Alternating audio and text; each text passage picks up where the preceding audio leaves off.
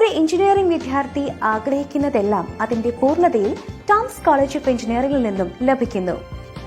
Aeronautical engineering വിമാനങ്ങളുടെയും ശൂന്യാകാശ വാഹനങ്ങളുടെയും ഘടനാ സംവിധാനം, കാര്യക്ഷമമായ പ്രവർത്തനം, ചലന സംബന്ധമായ വിഷയങ്ങൾ എന്നിവ ഉൾക്കൊള്ളുന്ന എയറോനോട്ടിക്കൽ എഞ്ചിനീയറിംഗിന്റെ തൊഴിൽ സാധ്യതകൾ ആകാശം പോലെ തന്നെ വിശാലമാണ്. വിമാനത്താവളങ്ങളിലും വിമാന നിർമ്മാണശാലകളിലും റിപ്പയറിംഗ് രംഗത്തും ജോലി സാധ്യതകൾ അനവധിയാണ്.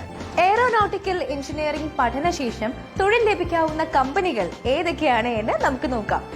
HAL, DRDO, ISRO, air India, helicopter corporation of India തുടങ്ങി സിവിൽ ഏവിയേഷൻ ഡിപ്പാർട്ട്മെന്റിലും അനേകം പ്രൈവറ്റ് എയർലൈൻസ് ആൻഡ് ഫ്ലൈറ്റ് ക്ലബ്സിലും നിരവധി സാധ്യതകളാണ് എയറോനോട്ടിക്കൽ എഞ്ചിനീയറിംഗ് വിദ്യാർത്ഥികൾക്ക് ഉള്ളത്.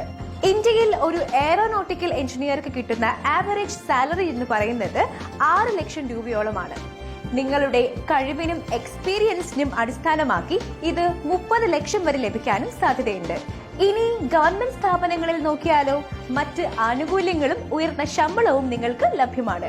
വിമാനങ്ങളുടെയും മറ്റ് ആകാശവാഹനങ്ങളുടെയും നിർമ്മാണത്തിലെ എഞ്ചിനീയറിംഗ് ആണ് എയറോനോട്ടിക്കൽ എഞ്ചിനീയർമാർ ശ്രദ്ധിക്കുന്നത്. രൂപകൽപ്പന, നിർമ്മാണം, പ്രവർത്തനം എന്നിവയെല്ലാം എയറോനോട്ടിക്കൽ എഞ്ചിനീയറിംഗിന്റെ കീഴിൽ വരുന്നു. എയറോനോട്ടിക്കൽ എഞ്ചിനീയറിംഗ് പഠിച്ചിറങ്ങുന്നവരെ കാത്തിരിക്കുന്ന തസ്തികകൾ ഇതാണ്: design engineer, analysis engineer, avionics engineer, technical author, aircraft maintenance engineer, non destructive testing technician, quality controller jobs in unmanned vehicle development sector. മറ്റേത് എഞ്ചിനീയറിംഗ് കോഴ്സ് പോലെയും എയറോനോട്ടിക്കൽ എഞ്ചിനീയറിംഗും 4 വർഷത്തെ കോഴ്സാണ്. എയറോനോട്ടിക്കൽ എഞ്ചിനീയറിംഗിൽ പ്രധാനമായ ഒരു കാര്യമാണ് പ്രവൃത്തി പരിചയം.